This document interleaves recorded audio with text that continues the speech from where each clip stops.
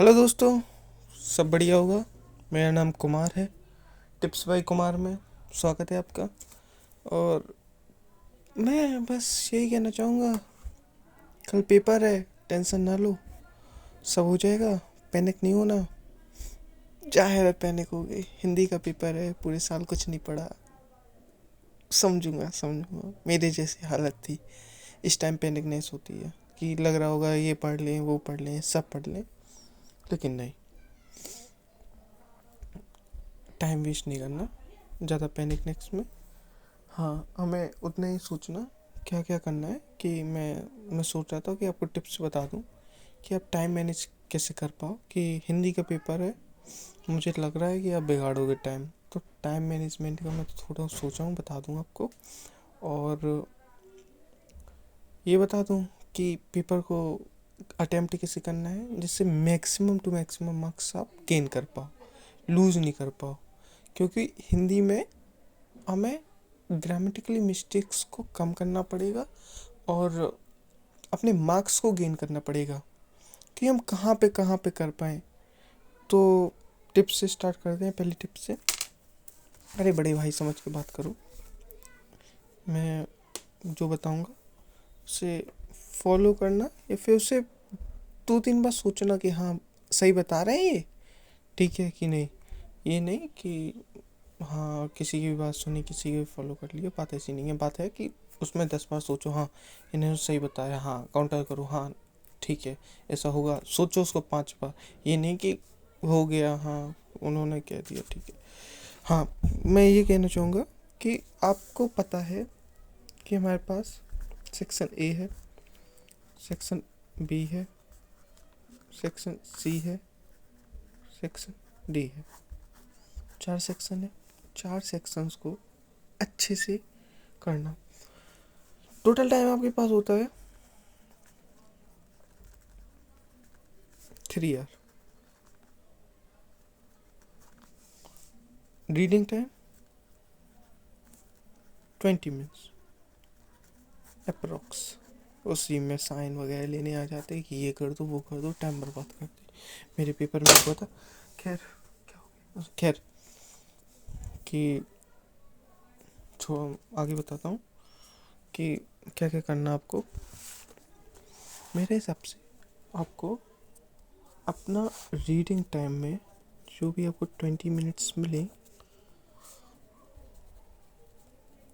Paper go through करना। First of all paper go through करना, okay. Paper go through करना और सबसे पहले पेपर को अच्छे से रीड करना कि हाँ आउटरो इंट्रो याद है मुझे, लेटर का हाँ ये याद है, हाँ ये आगे इन्फॉर्म है। अगर जो चीज़ मतलब नहीं आ रही समझ में, हाँ मैं बना के लिख लूँगा, बाद में देखेंगे। मैं पहले सेक्शन ए को अच्छे से पढ़ूँगा। Section A 14 marks I guess, 14 marks. You have to achieve all 14 marks. 1 marks के MCQ आएंगे। जो सेक्शन है रीडिंग सेक्शन में होगा, उसमें से आपको क्वेश्चन पहले पढ़ना। क्वेश्चन पहले पढ़ोगे तो आपको, हाँ क्वेश्चन पहले पढ़ लिया, फिर उसका आंसर ढूंढना।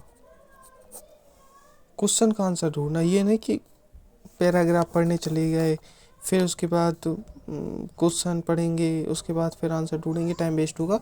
कोई मतलब का सवाल लेंगे, क्वेश्चन पढ़ना, पैराग्राफ पढ़ना, फिर उसके बाद आंसर ढूंढना। 2 मार्क्स के लिए आपको 2 मार्क्स के क्वेश्चन आते हैं, उसमें डीप पूछता है ऑथर कि हाँ डीप पूछेगा कि क्या हो रहा है क्या नहीं हो रहा। फिर उसके लिए आपको बाद में करना पड़ेगा, ठीक है। उसके लिए आपको बाद में करना पड़ेगा कि हाँ ये हो गया। पहले 1 नंबर के MCQ आपको जो हैं वो आपको अच्छे से करने पड़ेंगे। कि क्वेश्चन पढ़ लिया, इसका आंसर ये है, टिक लगा दिया, जैसे मैंने किया था। मैं दिखाऊंगा आपको। That I have did my exam, yes my all exams paper. आपको भी ऐसे लगता है।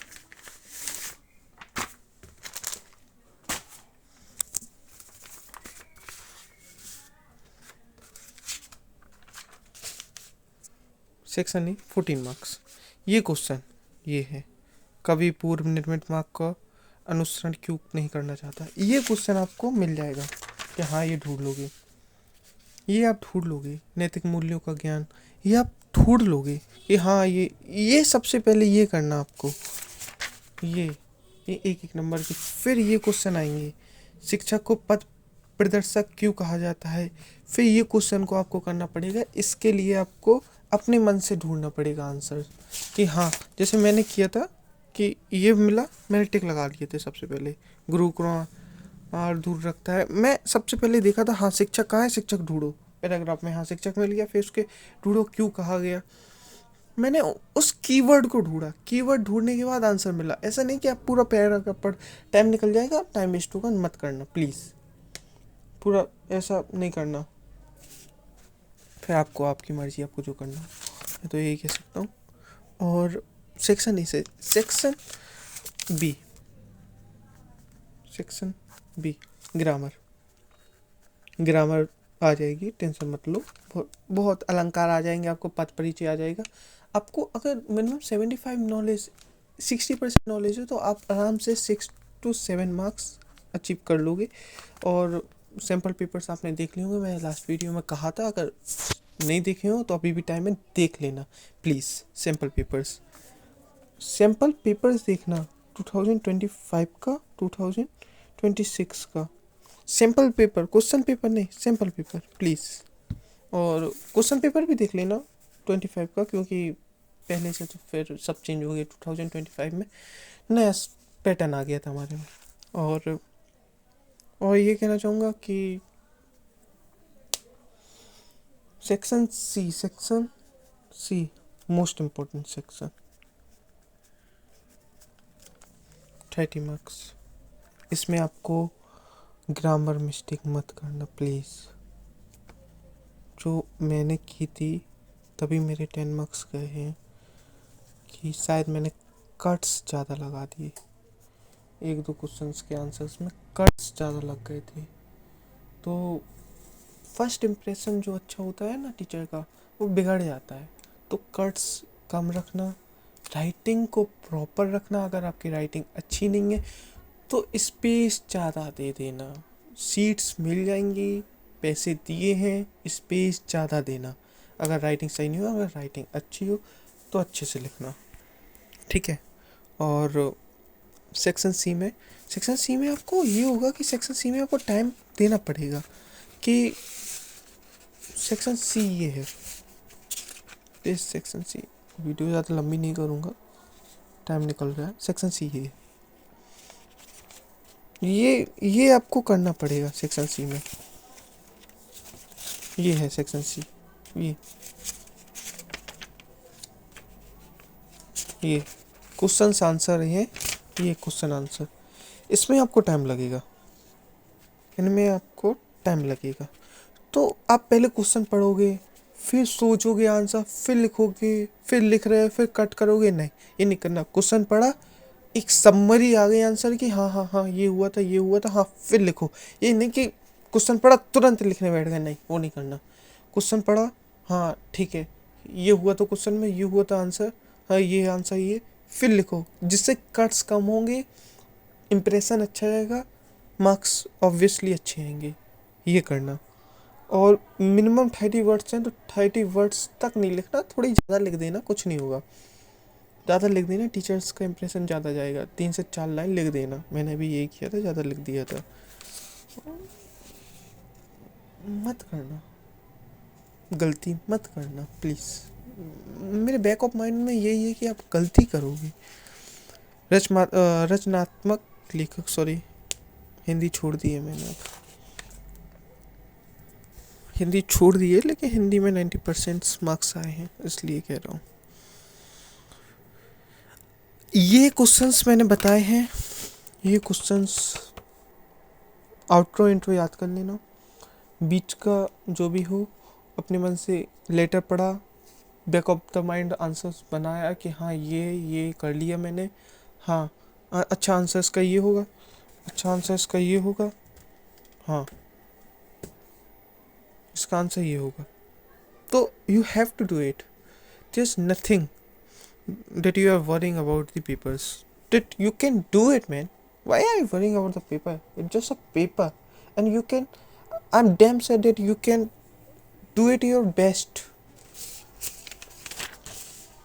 कर लोगे. सेक्शन सी आप कर लोगे. सेक्शन सी कर लोगे. सेक्शन डी में आए, सेक्शन डी में लिखना है वो भी कर लोगे.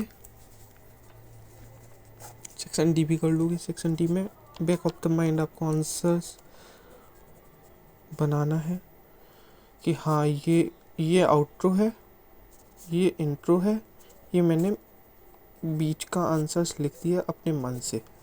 ये हाँ ये हुआ आदरणीय महोदय.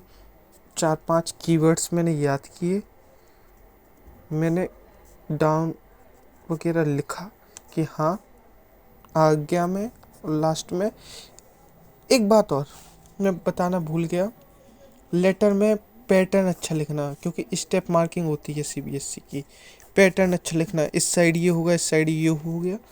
पैटर्न देख लेना एक बार लेटर में लिखने से पहले कि कैसा पैटर्न होगा, औपचारिक का कैसा होगा, अनौपचारिक का कैसे होगा, मेल कैसे लिखी जाएगी और मेल कैसे लिखी जाएगी, अनौपचारिक का कैसे होगा, औपचारिक का कैसे होगा, और एडवर्टाइजमेंट कैसे बनाई जाएगी. जो है वो करना, क्योंकि स्टेप मार्किंग में मार्क्स काट लेंगे वो आपके. ठीक है. पैटर्न में लिखना और ग्रामर मिस्टेक कम करना. पैटर्न इम्पोर्टेंट है कि कहाँ सीसी लिखना है, कहाँ बीसीसी लिखना है, कहाँ डेट लिखनी है. डेट नहीं लिखना, डेट लिखना XX YY ZG. नेम नहीं लिखना, नेम लिखना ABC आबासा. ठीक है.